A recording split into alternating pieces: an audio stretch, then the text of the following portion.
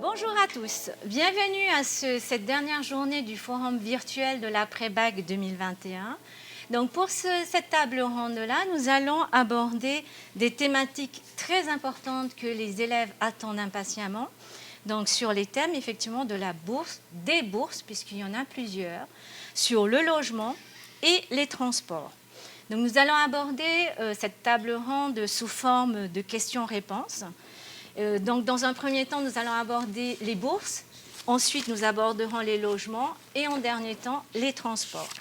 Pour cela, nous avons plusieurs invités qui vont se présenter rapidement avant d'aborder les sujets. Donc, bonjour à tous, moi c'est Vaya Liénard, je travaille donc à la Direction générale de l'éducation et des enseignements et je suis gestionnaire des bourses supérieures. Donc, je présente tout de suite. Non, pas tout de suite. Alors bonjour, moi c'est Madame Lai Christina. Je travaille également avec Vaya Liénard à la Direction générale de l'enseignement, mais plus dans la bourse pour des études supérieures également, mais majorées. Bonjour, moi c'est Madame Wang Pascaline, gestionnaire des bourses de l'enseignement supérieur au vice-rectorat. C'est plus souvent appelé les bourses de l'État. Bonjour à tous, Sanford Stéphie, gestionnaire de la vie étudiante et de campus au sein du service de la MOVE de l'université. Bonjour tout le monde, Ralph Taharani, accompagnant familial et social de l'OPH et nous sommes gestionnaires des centres d'hébergement étudiants d'Utumauro et de Paraíta. Merci beaucoup. Alors, donc les bourses, sujet très important, comme on l'a dit tout à l'heure. Donc, je vais m'adresser aux deux représentants des bourses État et territoire. Donc, première question, qu'est-ce qu'une bourse du supérieur ? Alors, la bourse du supérieur est attribuée à des étudiants pour des études en post-bac. Donc, ils doivent avoir obligatoirement le bac et demander des études soit de licence, mention complémentaire et puis licence.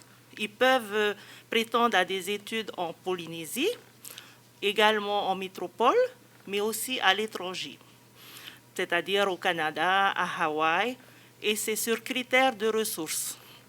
Donc, en fonction d'un quotient familial qui sera calculé selon les revenus des parents, le nombre de personnes à charge sera défini donc l'aide attribuée, qui peut être une bourse ou un PEB. Donc une bourse, donc ils auront ça leur permettra de les aider, donc contribuer à l'entretien matériel.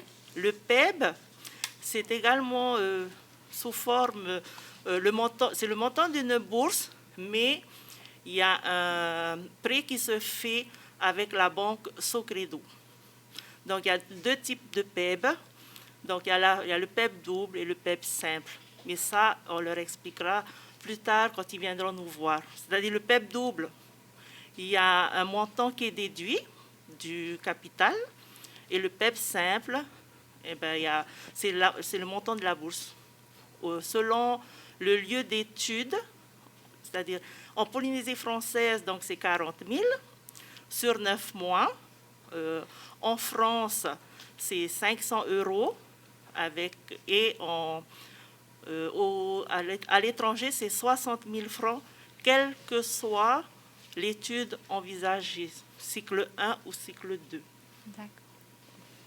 Donc, ce qu'on comprend, c'est que lorsqu'un élève, un futur étudiant n'obtient pas sa bourse, cet étudiant-là peut prétendre à un prêt d'études. Tout à fait. Donc, D'accord. ça veut dire que souvent, c'est que les revenus des parents sont un peu plus élevés que ce qui a été défini et donc on leur attribue le PEB. Donc ils auront donc le versement du montant de la bourse, mais nous on prend en charge les intérêts différés pendant la durée des études. Ensuite, si l'étudiant veut renouveler son PEB, donc il fait comme quand on s'inscrit à une demande de bourse et ce n'est pas renouvelé automatiquement. Tous les ans, aussi bien pour la bourse que pour les prêts, ils sont obligés de se réinscrire. Est-ce qu'une bourse est remboursable? La bourse sur critères de ressources n'est pas remboursable. Par contre, le prêt est remboursable à la fin des études. D'accord. Je me tourne pour la bourse d'État. Oui, alors nous, au vice-rectorat, on est en charge des bourses de l'État. Et c'est pour des études ici en Polynésie française ou en métropole, contrairement à nos collègues de la DG2E qui prennent aussi pour l'étranger. Hein. Et alors, la bourse est une aide financière complémentaire qui vient en fait compléter les ressources de la famille. Elle est calculée, le droit à bourse est calculé en fonction des revenus de la famille, des frères et sœurs à la charge des parents et de l'éloignement entre l'établissement scolaire et la maison. Voilà. D'accord. Alors, quelle démarche doit-on faire pour obtenir une bourse? Alors, pour les bourses du territoire, donc l'inscription est ouverte depuis le 18 janvier et elle se fait en ligne et va se clôturer le 21 mars.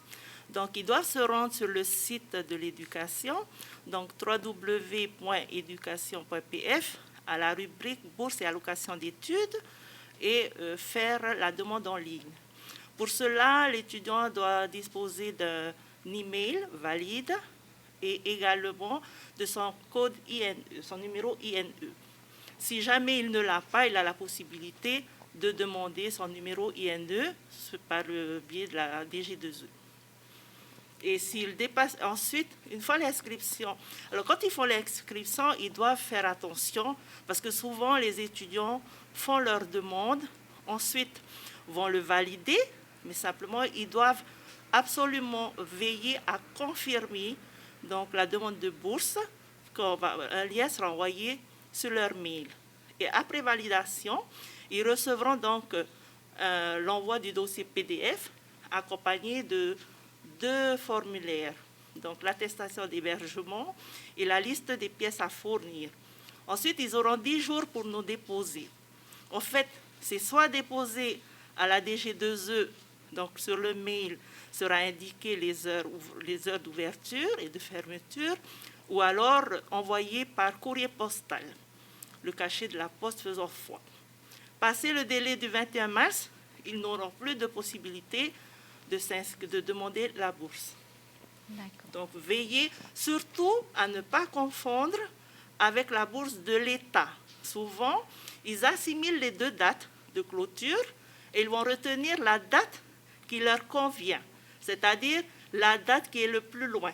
Donc, comme l'État ferme le 15 mai, donc ils vont tous venir nous dire « mais nous, on pensait que c'était le 15 mai ». Donc, on demande juste d'être vigilant. Donc, aucun dossier ne sera pris après la date limite de dépôt. Par la poste, si, mais dépôt physique, non. D'accord.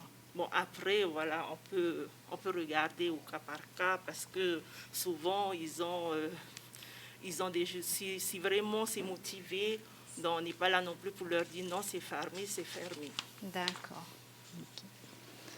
Et concernant la bourse État? Et concernant la bourse État, alors les inscriptions se passent en ligne sur le site www.meservices.etudiants.gouv.fr. Et depuis cette année, c'est une nouveauté, le dépôt des pièces justificatives se passe également en ligne. Donc, les étudiants ont la possibilité de récupérer la liste des pièces à fournir sur le site du vice-rectorat, monvr.pf. 72 heures après l'inscription, c'est une demande de dossier social étudiant qu'ils doivent faire. Après l'inscription en ligne, ils pourront déposer les pièces justificatives sur le site. La période d'inscription, c'est du 20 janvier au 15 mai pour cette année. Délai de rigueur, il conviendrait de respecter les dates. D'accord. Voilà. Donc, tu dis que le dossier est dématérialisé. Ça suppose quoi pour le futur étudiant, pour l'élève, lorsqu'il constitue son dossier? Alors, c'est vrai que du coup, c'est plus par rapport au matériel. Ou par rapport au dossier? L'étudiant, en fait, il devra se connecter en ligne, donc avoir à disposition soit un poste informatique, soit un portable, et accès à Internet. D'accord. Et puis pour le dépôt des pièces justificatives, on a la possibilité de déposer en format PDF et en format photo. Donc on sait que la plupart de nos élèves, ils ont un téléphone portable. Ils pourront prendre en photo les documents et les glisser sur leur dossier en ligne. D'accord. Alors, une autre question. Est-ce que tout le monde peut prétendre à une bourse? Bon, comme j'ai indiqué tout à l'heure, c'est conditionné par un certain nombre d'éléments, dont les revenus des parents, le nombre d'enfants à charge, et en fonction des revenus, un calcul est fait. Selon le calcul, pour des études en Polynésie, ne pas dépasser 550 en QF. Pour des études en métropole, c'est de 700. Et au-delà, ils auront soit un prêt, donc, et parfois, c'est pour certains, le QF sera trop élevé, ils n'auront ni la bourse ni le PEB. D'accord. Dans ce cas, ils se tournent vers des banques de la place. C'est ça. Ok. Par rapport à la bourse État, comment se calcule, quels sont les montants qui sont donnés aux étudiants? Alors, les montants varient. Nous, ce sont des échelons. Comme je disais au début, c'est calculé en fonction des revenus de la famille, des frères et sœurs et de l'éloignement entre l'établissement scolaire et la maison. Et en fait, ça va nous donner des points de charge. Et pour chaque échelon, il y a un plafond à respecter. Nos aides sont définies sous forme d'échelons. Ça va de l'échelon 0 bis à 7. Les montants varient entre 12 000 et 67 000 par mois pendant 10 mois pour des études en Polynésie française et 12 mois pour des études en métropole. D'accord, 10 mois et 12 mois. Et est-ce que la bourse territoire se calque sur la même durée de versement? Alors, pour nous, donc, pour des études en Polynésie, donc, le cycle 1, c'est-à-dire BTS, mention complémentaire licence, c'est 40 000 sur 9 mois, mais qu'on va normalement mettre à 10 mois cette année. Et pour la métropole, pour le cycle 1, donc c'est 500 € qui correspond à 59 666 francs sur 12 mois. Ils ont également, alors par rapport à la bourse de territoire, ils ont également, les boursiers surtout, pas les PEB, ils ont droit à la prise en charge du billet d'avion pour ceux qui vont en métropole et à l'étranger. Ils ont droit à la prise en charge du billet par année universitaire, un aller-retour. Et pour ceux qui vont à l'étranger, le montant de la bourse est de 60 000, quelle que soit la catégorie, sur 12 mois. D'accord. Alors, une question qui revient souvent des futurs étudiants, c'est est-ce qu'on a le droit d'entamer une démarche de demande de bourse État en même temps qu'une démarche de demande de bourse territoriale? Tout à fait. Ils ont la possibilité de faire les deux demandes en respectant les délais, bien sûr. Par contre, ils ne pourront pas cumuler les deux bourses. Donc, une fois qu'ils auront leur réponse, ils feront un choix, soit l'État, soit le territoire. Donc, pour confirmer à mon niveau, au niveau de l'État, l'étudiant devra déposer en ligne son certificat de scolarité ou nous l'envoyer par mail de l'année d'études qu'ils vont suivre. Ouais. D'accord. Ok. Je peux préciser. Oui. Nous, on encourage fortement les étudiants à formuler la demande de bourse aussi bien auprès du pays qu'auprès de l'État. Parce que souvent, il y a les mentions complémentaires, par exemple, l'État ne donne pas la bourse. Donc souvent, les étudiants vont faire la demande de l'État, par exemple, c'est parce que pour eux, ils se disent, je vais avoir le maximum là-bas, donc je ne fais pas auprès de la DG2E. Sauf qu'au moment de délivrer le certificat de scolarité, on va leur dire que l'État ne donne pas. Donc ils viennent chez nous, et sauf qu'à ce moment-là, tout est clôturé, ou alors on pourra faire une aide scolaire forfaitaire, mais ça prendra du temps. D'accord. Tu as abordé effectivement la possibilité de poursuivre en mention complémentaire. Et il existe effectivement des mentions complémentaires auxquelles les bacheliers peuvent prétendre, mais ces mentions complémentaires sont d'un niveau, on va dire, inférieur au bac. Est-ce que ces élèves bacheliers qui vont prétendre à ces mentions complémentaires peuvent prétendre à une bourse supérieure? Ils ne pourront pas prétendre à une bourse supérieure si le niveau requis pour la mention complémentaire est inférieur au bac. Je sais qu'il y a certaines mentions complémentaires, comme la sommellerie ou la mention complémentaire traiteur, c'est niveau CAP. À ce moment-là, nous, on ne va pas leur attribuer la bourse supérieure, mais on va les diriger vers la bourse secondaire. Donc, ils auront juste l'aide s'ils l'obtiennent pour la cantine, mais pas l'aide de la bourse supérieure, c'est-à-dire l'aide financière. D'accord. Alors, concernant la déclaration des revenus, c'est un peu compliqué effectivement pour les élèves quand ils font quand ils remplissent leur dossier. Il y a des questions qui reviennent. Par exemple, lorsque les parents sont séparés ou divorcés, ils demandent quels revenus doivent-ils déclarer à ce moment-là? Ok. Alors, au niveau des bourses de l'État, déjà, ils verront que sur le site, c'est le site national, ils devront déclarer les revenus en euros. Donc, déjà ça, déclarer les revenus en euros.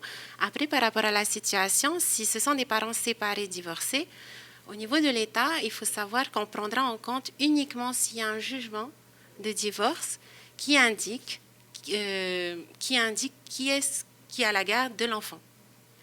Et si on dit que c'est maman, ce sont les revenus de maman qu'il faudra déclarer à l'année en euros. Si c'est papa, c'est inversement. S'il n'y a pas de jugement, parce que c'est le cas ici en Polynésie, on a beaucoup de familles où les parents sont séparés, il n'y a pas forcément de jugement. Il faut savoir que pour l'État, on va demander obligatoirement les revenus des deux parents. D'accord. Alors, autre chose aussi, un jeune qui travaille en même temps qu'il poursuit ses études, est-ce qu'il peut prétendre à une bourse? Alors, au niveau de la DG2E, il peut demander la bourse, on va lui attribuer la bourse. Il peut également travailler, sauf qu'il ne doit pas dépasser le SMIG. S'il dépasse le SMIG, à ce moment-là, on ne lui attribue pas la bourse. Okay. Et est-ce qu'une personne du CNAM, un étudiant au CNAM, peut également prétendre à une bourse? Faut savoir que s'il n'y a que le CNAM qui dispense ces études-là, ils peuvent prétendre à la bourse, mais par contre, si ça existe dans un autre établissement, nous, on demanderait à ce qu'il un document qui dit qu'il n'a pas sa place et qu'il n'a pas le choix que de faire au CNAM. Par contre, voilà. D'accord. Je complète par rapport au fait que l'étudiant puisse travailler et cumuler avec la bourse. Pour la bourse de l'État, c'est possible, à condition que l'étudiant soit assidu en cours. D'accord. Voilà, donc pour ça. Et ensuite, par rapport à la deuxième question, c'était pour le CNAM. Nous, on n'attribue pas les bourses de l'État pour les études au CNAM, parce que c'est une formation continue. Et l'une des principales conditions à respecter pour avoir la bourse de l'État, c'est de s'inscrire en formation initiale. D'accord. Donc, il n'y a pas de plafond concernant le salaire que pourrait percevoir un jeune pour la bourse État. D'accord. Et est-ce que c'est de même pour un jeune qui va entreprendre un apprentissage, par exemple dans un BTS? On peut effectivement en métropole envisager un apprentissage. Est-ce que ces jeunes peuvent aussi prétendre à une bourse? Alors non, pas pour la bourse de l'État. Pas pour... Ceux qui ont un statut apprenti ne peuvent pas bénéficier de la bourse de l'État. À notre niveau, si c'est un apprenti et qui, par exemple, souvent c'est en partenariat avec le CEFI, normalement, on ne donne pas. Parce que c'est comme si on cumulait une aide, c'est une aide quand même du pays. D'accord. Donc c'est bien clair. Pour les apprentis, pas de bourse possible. Pour des jeunes qui travaillent, possible, en tout cas, avec pour la bourse, voilà, sur certaines conditions. Par rapport à la bourse État, on demande d'enregistrer un numéro fiscal. Oui. Comment faut-il s'y prendre? Alors, chose qui n'existe pas ici en Polynésie. Tout à L'avis fait. fiscal n'est pas disponible ici. Dans ces cas-là, il faut revenir aux pages précédentes, en fait. Mhm. Au niveau de la page « Ma situation familiale », on demande si l'étudiant est marié, si l'étudiant a un enfant. Toutes ces cases-là, il faudra cliquer « Non » pour éviter la page des références fiscales. D'accord. À la fin, on demandera à l'étudiant de déposer l'avis fiscal des parents. Et ici, vu qu'il n'y a pas d'avis fiscal, il faudra remplacer par le relevé d'information des revenus familiaux à la CPS. D'accord. N-2 pour nous, oui. C'est ça, parce que nous, on se base sur, pour l'année 2021-2022, on demande les revenus perçus par la famille de l'année 2019. 2 ans. Et concernant la rubrique revenu brut, que doivent-ils mettre dans cette rubrique? Alors, revenu brut global, c'est les revenus perçus à l'année 2019 en euros, moins 10%. Et dans la zone revenu fiscal de référence, c'est 0. D'accord. Donc faites bien attention lorsque vous allez remplir ces rubriques. D'autres questions. Est-ce que la bourse est renouvelée automatiquement? Non. Chaque année, l'étudiant doit reconstituer sa demande, reformuler ses vœux, son dossier et déposer les pièces justificatives. Mais il en est de même pour la DG2E. C'est une demande à faire tous les ans. Ce n'est pas un renouvellement automatique. Et surtout, nous avons des dates d'ouverture et de clôture. Ce qui n'est pas, par contre, si c'est la bourse majorée, là, c'est dès que ça a été attribué, là, c'est automatique jusqu'à l'obtention du diplôme. Mais les autres, la bourse supérieure est à renouveler tous les ans, comme à l'État. D'accord. Peut-on perdre le bénéfice de la bourse en cas de réorientation vers une autre formation? Alors, au niveau de la DG2E, quand un étudiant s'inscrit et se réoriente, il doit obligatoirement nous informer. Parce que, comme spécifié dans l'arrêté 366, il y a un article qui dit que s'il fait une réorientation, il ne doit pas le faire de son propre gré. Il doit nous avertir parce que nous, on aurait le droit de suspendre la bourse. D'accord. Contrairement à l'État, où il n'y a pas de blocage en fait. Si l'étudiant décide de se réorienter en cours d'année, il doit simplement nous déposer son certificat de scolarité pour qu'on puisse juste changer la filière sur son dossier et puis continuer à le verser sa bourse. Sauf, bien sûr, si c'est une réorientation dans une formation non habilitée à recevoir des boursiers, dans une formation continue ou dans une mention complémentaire. Voilà. Tout à fait, d'accord. Et peut-on perdre le bénéfice de la bourse si l'étudiant échoue aux examens? Alors, à notre niveau, s'il a échoué, non, il ne va pas perdre le bénéfice de la bourse. Mais par contre, comme dans l'arrêté 66, ça dit bien qu'en cycle 1, aussi bien qu'en cycle 2, ils ont droit à une réorientation et à un seul redoublement. Il ne pourra pas redoubler indéfiniment. Il doit un redoublement, une réorientation, un redoublement. D'accord. Okay. On va terminer sur juste une présentation rapide de la bourse majorée. Alors, la bourse majorée, c'est vraiment un dispositif très différent de la bourse supérieure de l'État ou du territoire. Elle est elle est sans critère de revenu, pardon.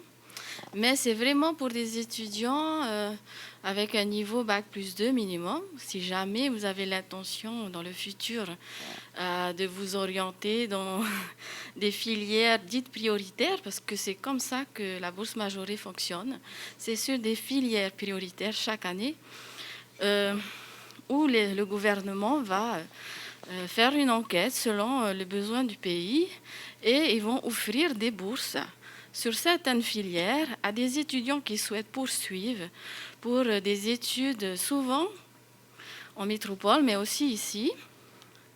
Et en règle générale, cette bourse est vraiment différente aussi dans le domaine d'attribution. Nous allons attribuer cette bourse aux étudiants après avis d'une commission qui réunit chaque année, où les candidatures sont bien sûr étudiées selon le niveau d'études, mais aussi selon la capacité à l'étudiant de poursuivre, c'est-à-dire qu'on va regarder vos notes. Vos résultats depuis le baccalauréat, c'est vraiment sur mérite. Et aussi, ce qu'il faut savoir, c'est que c'est un renouvellement automatique. Dès que vous l'avez automatiquement tant que vous nous fournissez vos résultats scolaires, un certificat de scolarité qui prouve bien que vous avez passé la classe supérieure. Et ce qu'il faut savoir, c'est qu'il y a un engagement. Et en règle générale, les étudiants, donc, quand ils entendent engagement, ils ont un peu peur et tout, mais c'est la condition pour avoir la bourse majorée, c'est un engagement à revenir, je dis bien à travailler ici, peu importe, privé, public, ce n'est pas sur ça que l'on va regarder, mais c'est vraiment un dispositif pour encourager nos jeunes étudiants à aller loin dans les études où on en a besoin et les encourager à revenir mettre ses compétences en faveur du pays. Voilà.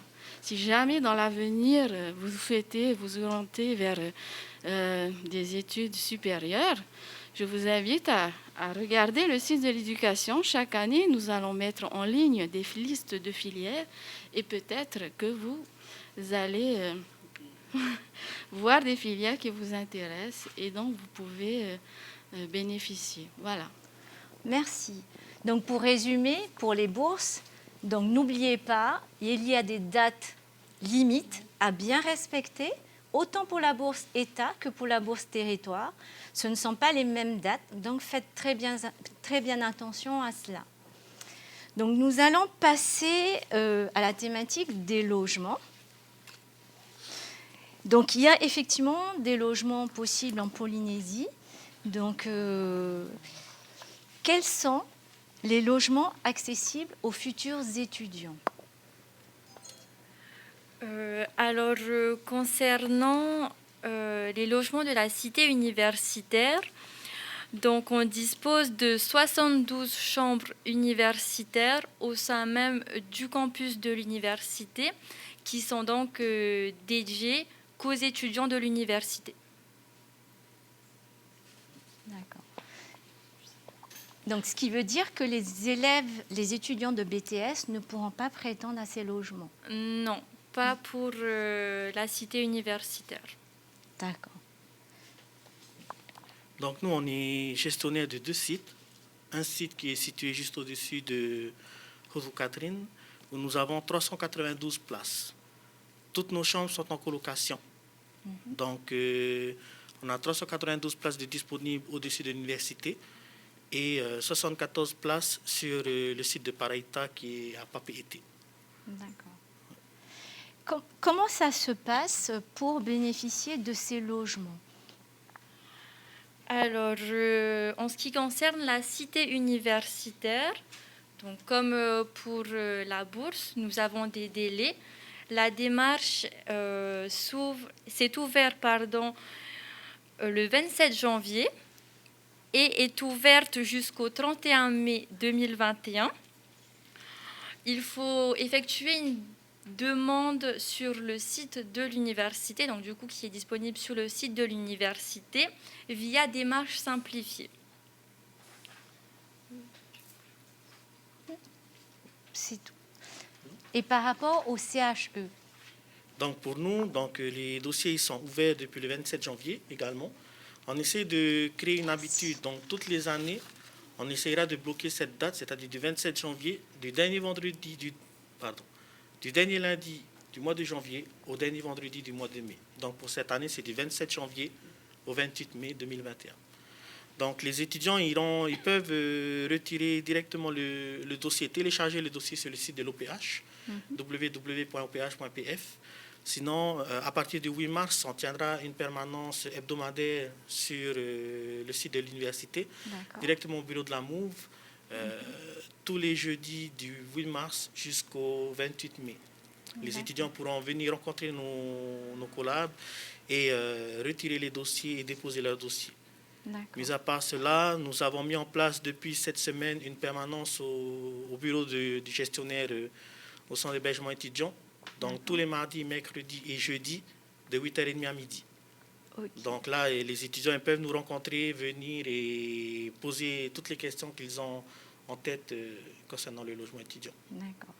Donc tous les lycéens qui vont obtenir leur bac et qui vont poursuivre des études à l'université ou en BTS ou en classe préparatoire, en tout cas en Polynésie, peuvent candidater pour obtenir un hébergement dans ces centres. Exactement. Donc, et par rapport à cela, donc, nous priorisons en fait nous regardons le centre d'études de l'étudiant et on le place en fonction de ce centre d'études sur le lieu d'hébergement le plus proche. D'accord. Donc, s'il est à l'ICEP, par exemple, on ne va pas le mettre ici au CHU Tomorrow. D'accord. Donc, aussi, par exemple, s'il est au lycée du Diadème, il pourra faire une demande pour le CHE de Parita. Ok. Et est-ce que les étudiants aussi, je reviens un petit peu à la question de la mention complémentaire, qui candidatent pour des mentions complémentaires inférieures au bac, est-ce que ces étudiants-là peuvent prétendre à ces logements? Normalement, on ne réceptionne pas de dossier pour ceux qui ont un statut inférieur à celui d'étudiant. Parce que ce sont des logements étudiants à la base. Par contre, nous pouvons prendre le dossier et faire en sorte qu'il soit examiné quand même par les élus de la commission d'attribution de logements étudiants. Est-ce que vous pouvez donner, on va dire, une fourchette du montant du loyer? Alors, à la cité universitaire, le loyer par mois dépend de la bourse qu'a l'étudiant. Donc, je m'explique. Pour les étudiants ayant une bourse de l'échelon 0 bis à l'échelon 2, ils payeront 12 500 francs par mois. Pour les étudiants boursiers qui ont un échelon de bourse au numéro 3 jusqu'à la fin, et pareil pour la bourse du territoire, ils payeront 3 500 francs de loyer. Et pour les étudiants non boursiers, ils payeront le plein tarif, qui est de 22 500, il me semble. D'accord. Pour nous, pour le centre d'hébergement de Tomorrow, nous avons un tarif unique qui est de 18 000 francs par étudiant. Et un montant mensuel de forfait charge pour les provisions pour charge à hauteur de 2 000 francs. D'accord. Et pour le CHU de Parita, nous avons 2 loyers. Un loyer avec cuisine qui est à hauteur de 22 000 francs. Et, sans cuisine, pardon, à 22 000 francs et avec cuisine à 34 000 francs. Ok. Et toujours le forfait de charge à 2 000 francs. D'accord. La particularité qu'on a sur Parita, c'est que les étudiants devront souscrire une police d'abonnement chez EDT pour payer leur courant. D'accord. Et donc, dans ces 2 000 francs de charges, sont inclus quel type de charges? Tout ce qui concerne l'entretien courant, l'accès à la laverie, l'entretien de l'ascenseur, l'éclairage dans les espaces communs. Ouais. D'accord. Et est-ce que les étudiants qui seront dans les logements universitaires, il y a des charges à payer? Tout ce qui est électricité, c'est à la charge des étudiants aussi? Non, du tout. Donc, les charges sont de 3 500. Donc, du coup, si l'étudiant a un échelon de bourse à l'équivalent de l'échelon 3 et la catégorie D il me semble, de la bourse du territoire, il ne payera que les charges, donc 3 500. D'accord. Ok. Alors, certains étudiants vont partir en métropole. On avait parlé effectivement des demandes de logement par l'intermédiaire du dossier social étudiant. Est-ce que tu peux nous préciser comment ça se passe? C'est ça. Alors, en fait, pour les demandes de logement en métropole, il faut savoir que la bourse, déjà, elle est gérée par le CROUS, Centre régional des œuvres universitaires. Chaque académie en métropole a son CROUS. Et en fait, l'étudiant, il va sur le site Mes Services, il fait sa demande de dossier social étudiant qui lui permettra d'avoir accès aux autres aides que propose le CROUS, dont le logement. Normalement, on n'a pas encore les dates fixes, mais les demandes de logement ouvriront à partir du mois de mars sur le site Mes Services étudiants. Il pourra faire ses vœux de logement. L'étudiant recevra vers le mois de juin une notification avec les logements qui seront validés et il aura une semaine pour bloquer son logement. Pour bloquer le logement, il faudra se munir d'une carte bleue. Donc, voir avec la famille qui en possède une, bloquer le logement avec la carte bleue et le montant correspond au premier loyer de l'étudiant. D'accord. Voilà, donc ça, c'est juste la demande de logement sur le site Mes Services étudiants. Je rajoute quelque chose, c'est au niveau de l'aide au logement. Il faut savoir qu'en métropole, ils ont la possibilité de faire une demande d'aide au logement, mais ce n'est pas avec le CROUS, c'est avec la CAF. Ils peuvent se renseigner sur le site caf.fr, caf.fr. D'accord, merci. Est-ce que vous souhaitez ajouter d'autres indications par rapport au logement? Alors moi, je vais juste rajouter qu'à la cité universitaire, nous disposons, comme je l'ai dit, de 72 chambres universitaires individuelles. Par contre, nous avons des lieux communs, notamment les cuisines et les buanderies, que ces chambres universitaires sont attribuées sur critères sociaux. Donc, nous donnons priorité aux futurs étudiants ou étudiants boursiers des îles de la presqu'île. Voilà. D'accord. Donc, j'aimerais juste appeler en fait les futurs demandeurs de logement étudiant et leur dire que nous avons des permanences qui sont mises en place, de profiter de ces instants-là, pour venir rencontrer notre personnel et de compléter et déposer leur dossier de demande de logement. De ne pas attendre la fin pour se presser. Parce qu'en fait, le souci, c'est que il faudrait éviter de tomber dans le problème rencontré l'année dernière, c'est-à-dire repousser les délais de dépôt. Parce qu'il y a des étudiants qui ne se sont pas pris à temps, aussi bien chez nous que dans les autres services. Du coup, il y a eu des retards dans le traitement des dossiers. Voilà. Donc, par rapport à ça, c'est vraiment un appel pour respecter les délais qui sont imposés. Donc, pour nous, du 27 janvier au 28 mai, midi, pour qu'on puisse assurer un traitement efficace de nos dossiers et permettre à nos étudiants de loger dans de bonnes conditions à la prochaine rentrée scolaire. D'accord. Merci beaucoup pour ces informations donc, sur les logements. Donc, dernière partie, les transports, puisque nous avons effectivement des étudiants qui vont partir en métropole. Donc, il y a effectivement le financement du transport. Donc, est-ce qu'il y a une aide du territoire ou encore de l'État dans l'accompagnement de ces jeunes? Alors, comme je l'ai expliqué au tout début, à partir du moment où ils sont boursiers du territoire, donc les étudiants des îles qui vont poursuivre leurs études à Tahiti auront la prise en charge de leur billet d'avion. Donc, ces étudiants-là qui font des études en Polynésie boursiers, ils ont une prise en charge pour 2 billets aller-retour. Donc, au départ, pour les études à la rentrée, et pour les vacances de décembre, un aller-retour, et à la fin de leur scolarité, le retour dans les îles.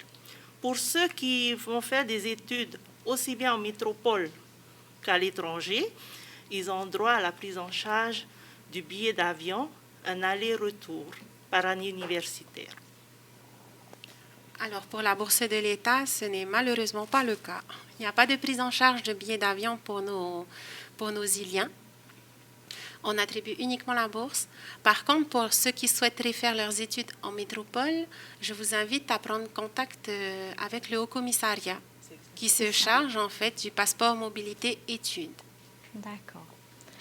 Et concernant justement les étudiants non boursiers, est-ce qu'ils bénéficient de Les étudiants, par exemple, qui ont un PEB, on les dirige vers les services de l'État au niveau du passeport mobilité également. Ok.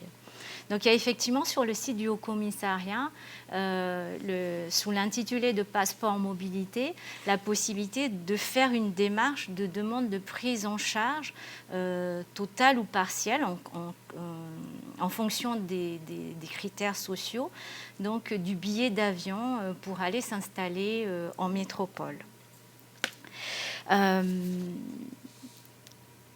Voilà. Donc en ce qui concerne les questions des participants, donc il y avait eu effectivement une question sur le logement de l'OPH.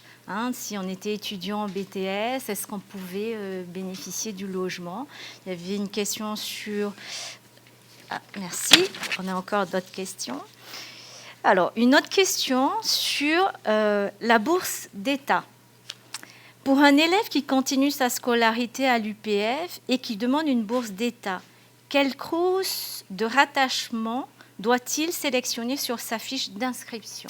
Oui, alors là, c'est une mise à jour technique qui est en cours. Pour le moment, pour ne pas empêcher les étudiants de faire leur demande, il faut sélectionner n'importe quel crous de métropole. Nous nous chargerons de faire les modifications lors du traitement du dossier. D'accord. Ok. Question qui s'adresse à l'OPH. Pour les élèves en formation sur la presqu'île, ont-ils la possibilité d'avoir une offre d'hébergement sur Taravo? Malheureusement, non. Nous sommes gestionnaires que de nos sites à nous, donc Outoumoro et Pareita. Peut-être se rapprocher des services sociaux du pays pour voir s'il n'y a pas une aide à la prise en charge du loyer, mais non, nous, on ne fait pas. D'accord. Et est-ce que dans un avenir proche, un CHE pourrait être monté à la presqu'île? Je ne sais pas. Parce qu'en fait, pour le moment, le centre d'études, on va dire, le bassin des centres d'études sont vraiment spécifiques à la zone urbaine. Donc, Papeete et Punaouia. Du coup, nous, on est dans cette zone-là. Peut-être que si il y a une augmentation de la population et des structures d'accueil, des structures pour les autres études sur le secteur des travaux, peut-être qu'à ce moment-là, le pouvoir politique prendra la décision d'en créer là-bas. Ok. Pour le moment, non. Pour le moment, ça n'existe pas alors. Est-ce que le loyer annoncé pour Pareita est par étudiant ou pour la chambre, puisque ces chambres-là sont en colocation, est-ce que c'est un montant global ou est-ce que c'est... Tous les loyers annoncés sont sans aide et par étudiant. Par étudiant, oui. D'accord. Par rapport au chiffre, au montant que j'ai donné, c'est sans intervention de l'aide au logement étudiant de l'État. Là, c'est le loyer fixe. D'accord. Okay. Est-ce qu'il existe une carte des logements pour étudiants à Tahiti? C'est une question d'élève. Non, il n'y en a pas. D'accord. Autre question pour le logement. Existe-t-il des accords de logement avec des familles d'accueil? Pour nous, on n'a pas un. Par contre, il faut savoir que par le biais du Haut-Commissariat avec l'aide au logement étudiant, il y a un volet qui concerne en fait l'aide pour ceux qui louent chez un particulier. Ils peuvent également faire une demande d'aide au logement étudiant et se rapprocher du service du Haut-Commissariat pour retirer les dossiers. D'accord. Ouais, mais il n'y a pas de convention avec des petites structures, il n'y a pas de convention avec des particuliers, il n'y a pas de convention avec des petites unités de vie pour l'hébergement. Non. D'accord, ok. Donc, nous arrivons donc à la fin de cette table ronde. Donc, nous avons abordé pas mal de choses. Et le plus important, surtout à retenir, c'est inscrivez-vous pour vos bourses, pour vos logements. Faites bien attention aux dates à ne pas dépasser pour que vos dossiers soient traités en temps et en heure. Et surtout, n'oubliez pas qu'il y a des sites sur lesquels vous pouvez vous renseigner. Il y a des permanences, par exemple, pour les logements. Au niveau des bourses aussi, il y a des permanences. Et vous pouvez vous adresser donc à ces différents services sans problème. Et surtout, les dates. Voilà. Merci beaucoup de nous avoir écoutés. Et bon courage, les élèves. Merci à tous. Merci.